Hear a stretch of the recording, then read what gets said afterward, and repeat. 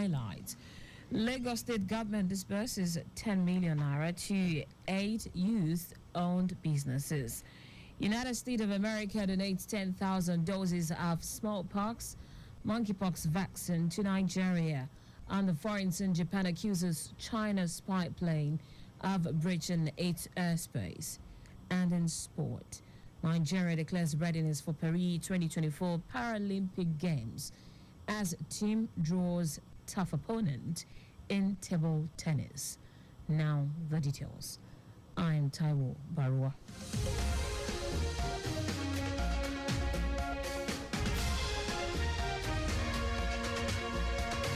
Apologies for bringing you the news behind schedule. The Lagos State government has disbursed the sum of 10 million naira to 8 deserving businesses by youth for investment through the Ministry of Youth and Social Development. Speaking at the 2024 International Youth Day Parade, Governor Babajide Sanwo-Olu pledged renewed commitment to youth empowerment and engagement, focusing on pillars like technology and innovation. Through training and mentorship, education and skills development, youth entrepreneurship empowerment, enhancing access to microcredit facilities. Governor Sanwo-Olu said the state has established various platforms for youth to ensure positive dialogue between them and government, just as various trainings and skills acquisition programs have been made available to enhance their capacities. We will continue to create and support initiatives that will empower our young people to be the leaders of today and beyond, to be the best of whatever it is you can dream or you can envision. I want to encourage every young person here today to seize this opportunity that has been made available to continue to innovate, to remain steadfast in your pursuit of knowledge and excellence. Your can-do spirit, never give up spirit, the ever-rising spirit of Lagos must continue to drive you. Commissioner for Youth and Social Development, Mobolaji Ogunlende, who saluted the resilience of youth, said the Sanwo-Olu administration will continue to empower youth to be self-reliant as 79 youth were empowered to mark this year's International Youth Day celebration.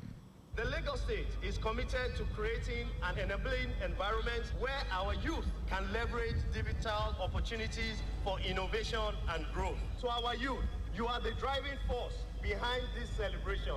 You are the future of Lagos. As I like to say, we are the leaders of tomorrow, starting today. You are the future. We are immensely proud of you, of your achievement. Our correspondent Adiola Akinele quotes the Commissioner for Youth and Social Development advising youth to channel their energy towards positive contribution to the growth of Lagos and the country in general and be the agent of change for Nigeria to realize its dream. Lagos State Governor Babajide Sanwo-Olu has pledged his administration's commitment to create enabling environment for both local and foreign businesses to thrive in the state. Governor Sanwo-Olu, who gave this assurance at the Lagos Chamber of Commerce and Industry International Business Conference Expo 2024 Invest Nigeria, noted that the state will also continue to implement policies and initiatives that will attract and retain investment. The governor hinted that Lagos is focusing more on infrastructural development in the area of public transportation, logistics, digital ecosystem, agriculture, and others to boost foreign investors' confidence in the state, which will also create employment opportunities for the teeming youth. Lagos, like the name sounds, will continue to partner with you. We'll continue to ensure that we can use our government as a driving board, as a springboard with other parts of the country, because Lagos cannot do it alone. We want these investments to be reflected in almost all parts of our country, because the country is large and it's big. But we can be a sounding board. We want to open our doors to be able to use us as a test case so that investment and businesses can come to the country and can. In his remarks, Minister of Marine and Blue Economy Adegboyega Oyetola, who said Nigeria's location and abundant resources give room for investment as the federal government is committed to promoting export-oriented businesses and attract more investment. Also reiterated commitment to enhancing port security and battling of other marine crimes. Oyetola stated that the Ministry of Marine and Blue Economy is committed to port rehabilitation and modernization projects in Apapa, Tinkan Island, Ondo, Burutu, Delta State, Lekki Free Trade Zone, and Banana Island trade zones, with a call on foreign investors to take advantage of the numerous federal government's incentives, such as tax exemption for 5 years. But we're not resting on our wealth, as our ultimate goal is to make Nigeria the hub of maritime in West Africa. Let me conclude by re-echoing President Bola Ahmed Tinubu's declaration that, and I quote, Nigeria is now more than ever open for business. I encourage our investors to seize these opportunities, contribute to Nigeria's economic development, and be part of Africa's promising future. Earlier, Lagos State Commissioner for Commerce, Cooperatives, Trade and Investment, Folashade Ambrose Medebem, said various opportunities are open to both local and foreign investors as the state contributes more than 30% of the gross domestic product of the country. Well, considering the fact that Lagos State contributes more than 30% of the GDP of Nigeria, it stands to benefit a lot because Lagos State has a lot to offer, both in terms of the fact that we have set ourselves up for success by way of having the right infrastructure facilities here, ensuring that ensuring the ease of doing business parameters are addressed, and ensuring that we not only attract investors but we retain them as well. Our correspondent Adiola Kindele reports that the event attracted members of the diplomatic corps, business owners, captain of industries, other stakeholders, while discussion sessions were held on opportunities and prospects in Nigeria for international trade, understanding the regulatory environment for investing in Nigeria, and bilateral business sessions. Lagos State Commissioner for Information and Strategy, Benga Motosho, has described the establishment of a booster station project by Lagos Traffic Radio as advantageous to motorists, road users, and other residents of the state. Motosho, who stated this during an inspection of the ongoing project in Ikorodu, explained that the installation of equipment for the booster station will further enable the station deliver on its mandate of timely and accurate travel advisory to Lagosians. The commissioner noted that the booster station will increase the reach of Lagos Traffic Radio to where signal is weak or non-existent, such as Festac Town, Apapa, Amuwodofi, and down to Badagry axis, thereby attracting more listeners. According to him, the station, which is forward-thinking, is intentional about its step aimed at improving its service delivery and adding value to Lagosians' productive hours. Lagos Traffic Radio, I'm told, has had the problem of not being heard loud and clear in some parts of Lagos. But with this equipment installed here now, that will be a thing of the past. So I feel it's a step in the right direction, it's a step forward, and it's a very good step. That was the Lagos State Commissioner for Information and Strategy, Benga Motosho. Now to the rest of the stories. The United States of America has donated 10,000 doses of smallpox and monkeypox vaccine to Nigeria. The Janus vaccine was approved by the Food and Drug Administration for the prevention of smallpox and mpox in adults 18 years and older. Speaking during the official handover of the mpox vaccine to Nigeria in Abuja, the coordinating Minister of Health and Social Welfare, Mohammed Pate, thanked the U.S. government for the donation and stated that the federal government is committed to improving the well-being of Nigerians. Pate, who was represented by the Permanent Secretary of the Ministry, Daju Kachulom, said the vaccine would be of great help to Nigeria. Meanwhile, the Nigeria Center for Disease Control and Prevention, NCDC, had so far recorded 40 confirmed cases of mpox out of 830 suspected cases across the country. President Bola Tinubu will hold bilateral talks with his Chinese counterpart Xi Jinping at the Forum on China-Africa Cooperation Summit between September 4 and 6. The Nigerian president will visit China to represent the West African bloc, ECOWAS, at the summit.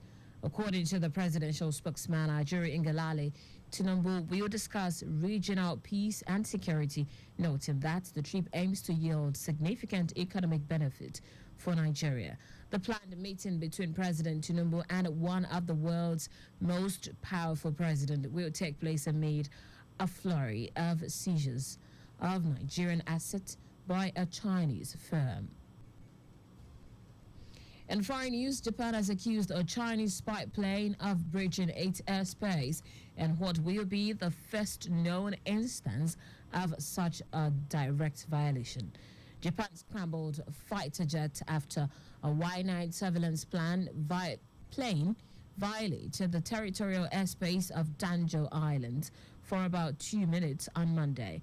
Japan's Chief Cabinet Secretary Yoshimasa Hayashi called the breach utterly unacceptable and summoned a Chinese embassy official in Tokyo in protest.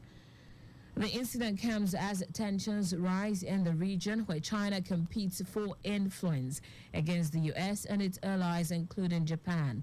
Meanwhile, Chinese Foreign Ministry spokesperson Lin Wine said they had no intention of invading the airspace of any country and that relevant department are still trying to understand the situation.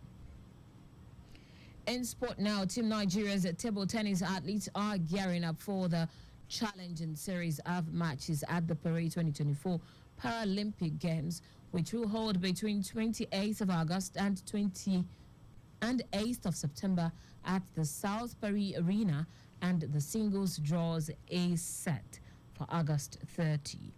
In the men's doubles and mixed doubles event, Nigeria will face high-caliber opponent as Nigerian player Kayode Alabi and Faith Obazuaye will go up against Great Britain's Joshua Stacey and Bly Tomei in the mixed doubles.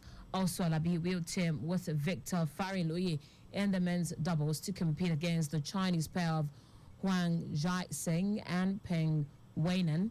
Alabi and Obazuaye will start their mixed doubles campaign in the round of 32, while Alabi and Farinloye will enter the men's doubles from the round of 16. Alabi is confident in their preparation and readiness to face tough opponent, while coach Nasiru Sule acknowledged the challenging competition ahead. Meanwhile, the International Table Tennis Federation, ITTF, noted that the sport has significantly expanded since the Rome 1960 Paralympics, with 280 athletes competing in 31 events this year. And that's it on the news at 6, but just before we go, remember, your speed thrills but kills. Please avoid excessive speed. You can follow us and like all of various social media platforms: X at Traffic Radio 961, Facebook Lagos Traffic Radio 96.1 FM, Instagram Lagos Traffic Radio 961. Subscribe and watch our news and programs live on YouTube at Traffic Radio 961. You can also visit our website www.trafficradio961.ng. Did you know that the Sanwo-Olu administration trained 250 residents in an entrepreneurship mentorship program? You can get more details on the Lagos State Government website. To end the news, here are the highlights of the major stories. Lagos State Government has disbursed the sum of 10 million naira to aid deserving businesses by youth for investment through the Ministry of Youth and Social Development. The United States of America has donated 10,000 doses of smallpox and mpox vaccine to Nigeria for adults 18 years and older.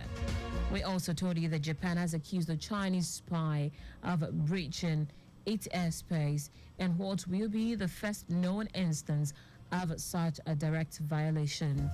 Finally, in sports, Team Nigeria's table tennis athletes are gearing up for a challenging series of matches at the Paris 2024 Olympic Games, which will hold between 28th August and 8th September at the South Paris Arena, as the singles draw is set for August 30. For contacts with the newsroom, send a message to info@trafficradio961.ng. That ends the news broadcast compiled by Adirayo Idowalaya. I am Taiwo Baruwa. Thank you for listening. Good evening.